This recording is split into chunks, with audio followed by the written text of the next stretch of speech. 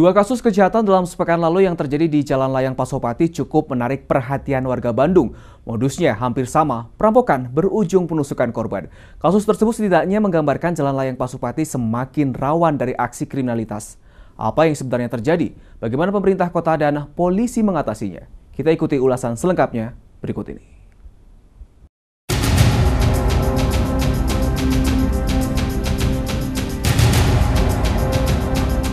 Sepekan lalu, seorang taruna Akademi Militer TNI Angkatan Udara tewas di Jalan Layang Pasupati. Korban bernama Andik Wahyu Hermawan tewas setelah ditusuk dua pemuda pada malam hari.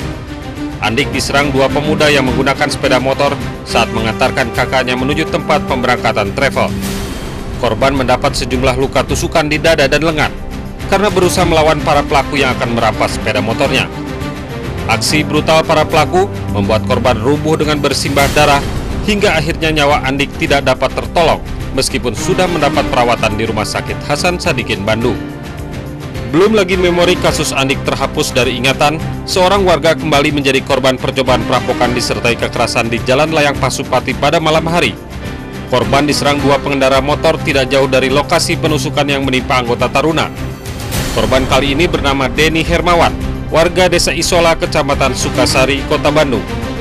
Denny ditusuk di bagian leher dan lengan oleh pelaku karena berusaha mempertahankan sepeda motornya yang akan dirampas. Setelah tidak dapat menguasai sepeda motor korban, para pelaku langsung melarikan diri. Korban dalam keadaan sepoyongan karena menderita luka, ambruk tidak jauh dari mobil polisi yang sedang patroli di Jalan Layang Pasupati.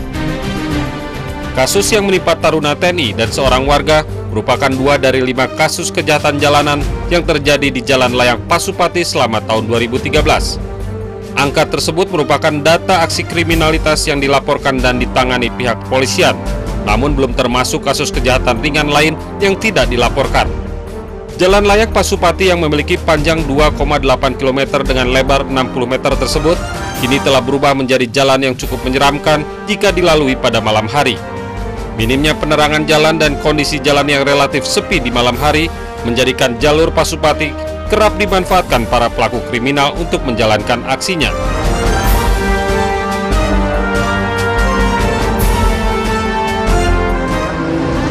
Kalau tahu saya sih rawan, kalau sekitar jam 11 sampai 4 kan ya khawatir juga sih ya, Mbak. Takut ngelewatin ya? Iya, keluar malam takut. Siang paling kalau lewat malam dari jam 10 ke atas jarang. Kenapa? Takut atau gimana? Ada perasaan takut lewat itu? Ya. Aksi kejahatan di jalanan pada umumnya menggunakan sepeda motor karena alat transportasi tersebut memudahkan pelaku untuk melarikan diri dan identitasnya terlindungi oleh helm. Menurut kriminolog Unpad Yasmil Anwar, pada umumnya para pelaku kejahatan juga dari kalangan pemuda atau remaja yang tidak sekedar mencari uang, tapi juga mencari perhatian dan identitas diri. Kenapa motor digunakan? Ya, motor itu bisa menutupi identitas karena pakai helm, kemudian juga bisa bersama-sama dan melarikan diri dengan cepat. Dan itu juga kadang-kadang dilakukan oleh remaja yang sedang mencari identitas untuk mengekspresikan dirinya, bahwa dia jagoan, dia hebat, bahkan dia juga merasa senang kalau ada di televisi bahwa dia sedang dikejar-kejar oleh beberapa orang ya, dan dari aparat merasa gagah. Meningkatnya aksi kejahatan di jalanan membuat Wali Kota Bandung Ridwan Kamil gerah karena selain membuat warga tidak aman, juga memperburuk citra Kota Bandung. Pemkot Bandung rencananya dalam 2 pekan mendatang akan memasang kamera CCTV mulai dari Jalan Terusan Pasteur hingga Jalan Surapati. Jadi kami lagi menyiapkan anggaran secepatnya untuk CCTV. Ya. CCTV ini diutamakan di daerah-daerah protokol dulu dan kuncinya tentunya di daerah Pasupati. Pihak kepolisian sebagai pihak yang paling bertanggung jawab atas keamanan warganya juga dibuat sibuk. Polrestabes Bandung berniat mengintensifkan kegiatan patroli quick response, baik secara terbuka maupun tertutup, yang disebar di 6 titik wilayah, termasuk di sepanjang Jalan Layang Pasupati. Mulai pukul 18.00 kita sudah menempatkan 6 titik patroli dan 1 patroli yang mobile yang bolak-balik keluar masuk Pasupati.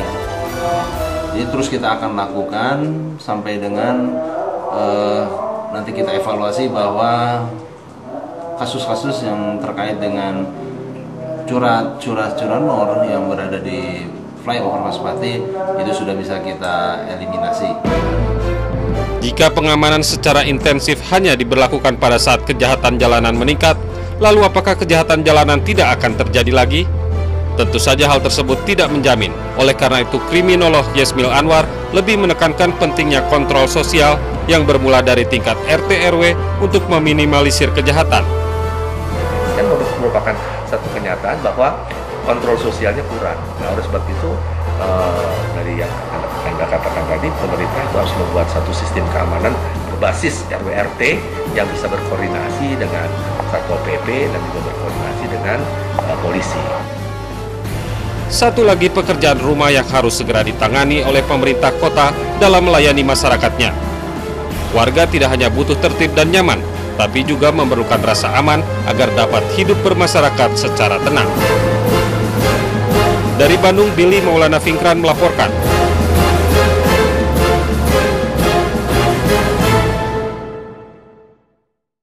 Rencana likuidasi PD Kebersihan menjadi Dinas Kebersihan masih memunculkan banyak pertanyaan.